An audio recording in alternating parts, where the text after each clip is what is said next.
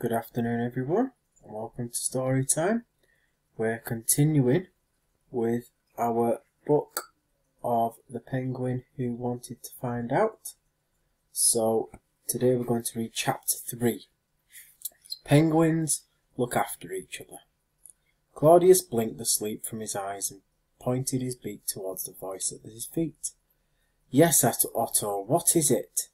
I have a very funny feeling in my tummy. An asking sort of feeling. What is it? You're hungry, I expect. What's hungry? An asking feeling in your tummy.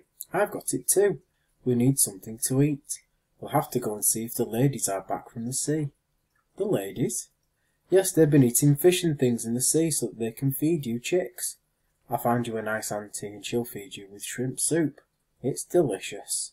You'll like that, and that empty feeling will go away for a bit. Will you have some too, Claudius? Well, no. I shall have to say goodbye to you and go off to sea to find lots of food. I've had nothing to eat all winter, and I'm very hungry. You mean you'll go away without me? Yes, Otto. You're not big enough to come to the sea just yet. Otto was horrified. You wouldn't leave me, Claudius. I need you. No, you don't. I'll find a nice auntie to look after you. She'll be just as good as me, and you'll still have me inside. That's the important place to have a good dad. Inside. But I want you outside where I can see you. Oh, don't leave me, Claudius. Poor Otto was shattered, but Claudius began to lead him towards the sea, and the journey was so interesting that Otto began to forget how miserable he was. He had never been away from the rockery of penguins before. The white ice stretched round them as far as he could see. The bottom of the world is very big, he said at last. Yes, Antarctica is very big, Claudius said. Look over there, a Weddell seal and her pup. Otto looked. A huge fat creature lay on the ice with a smaller one cuddled up to her. Marvellous divers seals are, Claudius said. They can dive much deeper than us. Dive? Otto asked. Go a very long way down into the water, explained Claudius. You'll see them go past when you're in the sea. What do they do when there's a blizzard? Otto said. There don't seem to be any others around to huddle with. No, they just have to hope they're fat enough to keep warm. They're almost solid blubber, so they're usually all right. The chick, the pup, I mean, has a nice face, Otto said, as they got nearer to the seals. What are those hairy bits on his face? Whiskers, Claudius said. All seals have whiskers. Now look carefully at those seals because they're Weddell seals, and they look a bit like leopard seals. You must learn never to get them mixed up.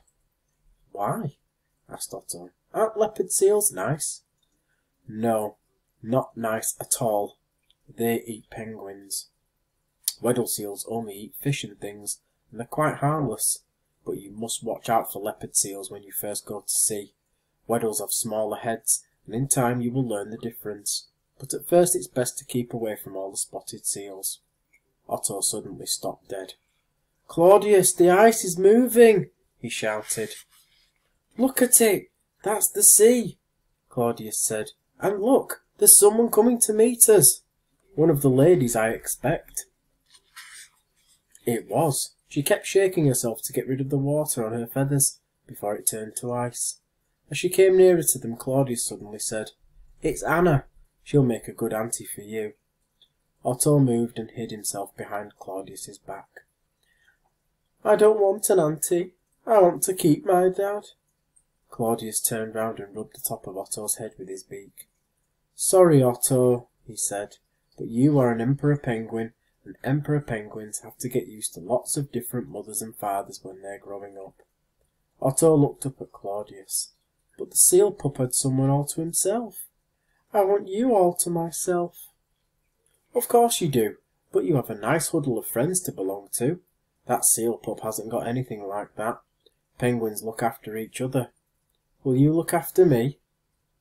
Otto gaped at him. How? You're going away. Will you let me go and feed myself? I'm starving. My asking feeling inside really hurts. You can help me by letting me go. Otto didn't know what to say, but he knew what he had to do. He waddled round to the front of Claudius again and looked towards Anna. "She's not bad, I suppose," he agreed at last. Claudius tapped Otto's head with his beak. "Thank you," he said, and then he called out, "Anna, I have a hungry chick here waiting for you." Anna began to waddle even faster towards them. "Open your beak, Otto," Claudius said. "I don't feel like talking." "Not to talk, so that Anna can feed you," laughed Claudius. "Anna, this is Otto. He's our first chick this year." "Oh, I shall be very proud to be his auntie then." "Hello, Otto. You must be very hungry. Open your beak, and I'll give you some fish soup." It was good. In a few minutes the empty feeling in Otto's tummy had nearly gone. Anna moved back, taking her beak out of Otto's. "More?" Otto said. "Please, Anna." "Come on then," Anna said. "I'm glad you like what I brought you." So Otto had his first meal. Claudius went down to the sea to have his first meal of the winter. When he saw that Otto was all right, he knew that Anna would look after him well. When Otto was quite full, he stood back from his new auntie and saw that Claudius had gone. The ice stretched around them, white and empty. Otto's head drooped. No more Claudius. How could he live without Claudius? Anna understood. "Come on, Otto," she said. "Claudius will soon be full. And will you be able to show me the way home?" Otto turned round slowly and began to lead the way. What had Claudius said to him? Penguins help each other, and he was a penguin. He would have to get used to it. And that's the end of the chapter for today. Hope you enjoyed it.